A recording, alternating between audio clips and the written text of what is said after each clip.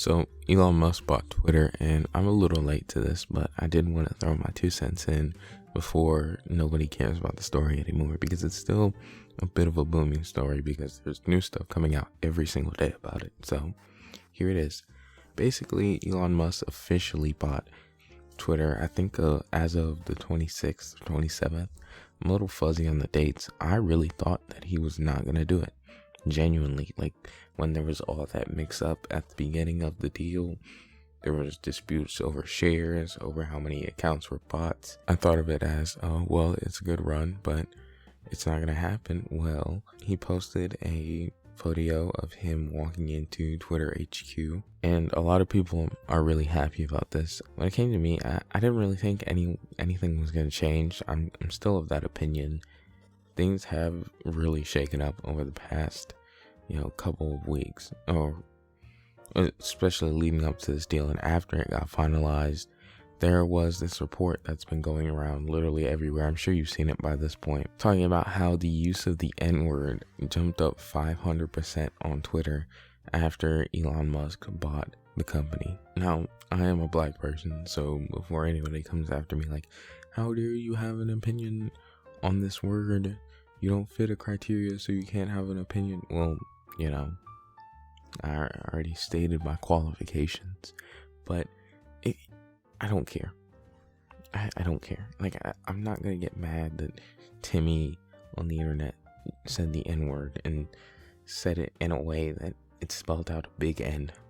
Like, I saw that and I said, oh, I chuckled a little bit. It's funny. I'm not going to sit here and be like, oh my goodness, this hurts me so much. Like, I'm really not getting affected negatively, even slightly, by, Johnny down the street, or hopefully not Johnny down the street, but Johnny from wherever deciding that he wants to say the N-word on Twitter. It'd be different if there was like actual attacks going on or harassment campaigns, but that's not happening. People are just saying a word. It's a very racially charged word that, is not to be used lightly, in my opinion, but I can't, get mad over it. That's just the way I see it. I understand why other people are so against it, but it is what it is. And just me personally, I can't get as mad. Now, Elon Musk did say something that really made me happy, because it's something that I want to see in literally every platform. Here it is. Twitter will be forming a content moderation council with widely diverse viewpoints. No major content decisions or account reinstatements will happen before that council convenes. This is so good to me. The fact that you're not creating an echo chamber, which is what happened back with the old Twitter. If you don't know, he fired a ton of people. A ton.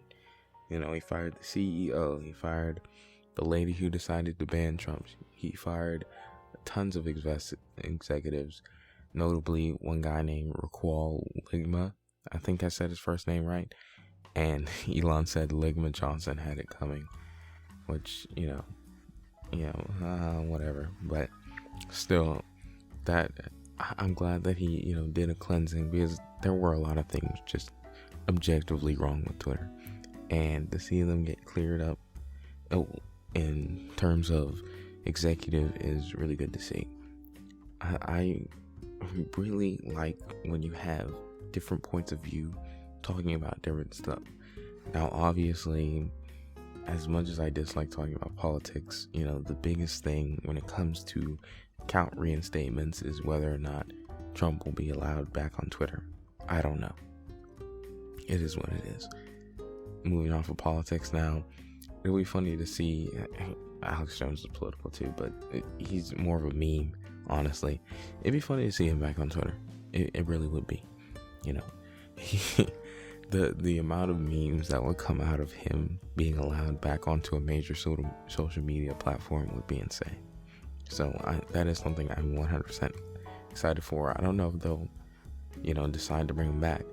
That's, a really contentious point. But there was something that's been talked about for the past day or so, and it is the fact that Twitter is planning to start charging $20 per month for verification. Now, I read a explanation to all of this from Nicholas Diorio, and he said basically there's going to be a better version of Twitter Blue, and then all verified people will be required to have a account on there after 3 months.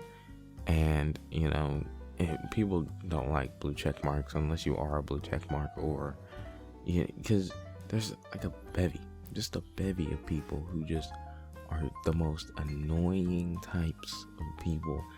And it's always like these weird random journalists that get verified, and then these huge YouTubers with hundreds of thousands of subscribers never get verified, which I'm sure will change. Now, of course, we had people complaining about Elon taking over Twitter, saying that they weren't hanging out for what Elon has planned. Goodbye. And more than likely, they'll be back.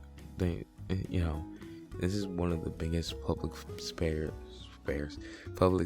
to talk about your opinion and stuff like that. Like, it doesn't make sense, especially if you have an online presence that's large.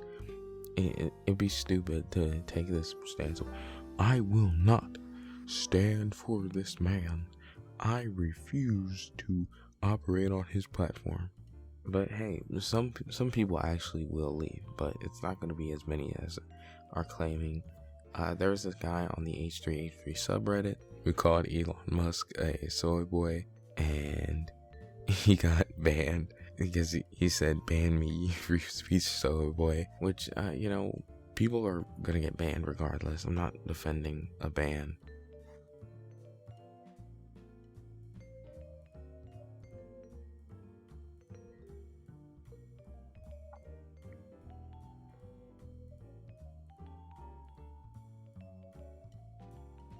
From pretty much any social media square, because I think it's stupid all around. You shouldn't get banned, but like, still, no matter who is in control, people are going to get banned. I don't know what this person expected. They definitely got what they wanted, though, 100%. If they say they didn't, they're not telling the truth.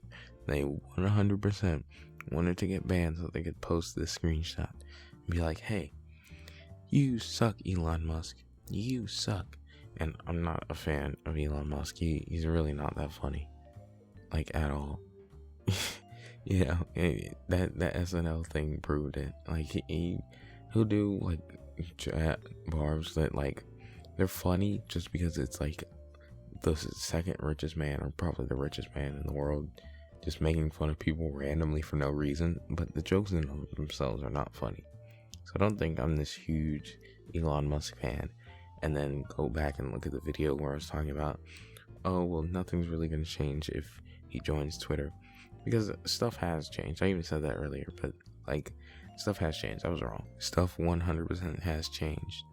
On some level, there has been a change pretty much all over the website.